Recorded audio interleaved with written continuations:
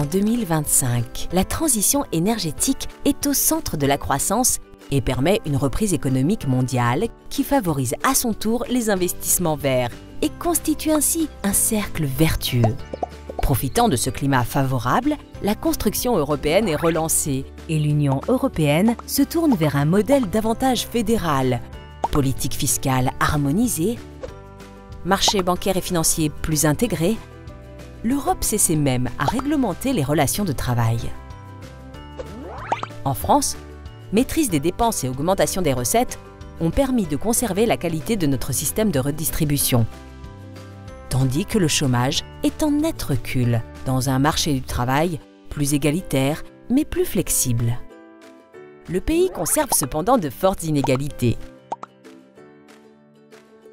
Et bien qu'une partie de la population prône des valeurs d'éthique et de partage, la majorité est constituée d'individus isolés à la recherche de la satisfaction de leur intérêt personnel.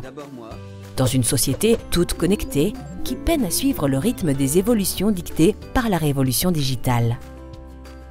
De même, banques et assurances sont lourdement impactées par le numérique qui permet à quelques nouveaux acteurs d'envahir le secteur via la banque en ligne et les moyens de paiement.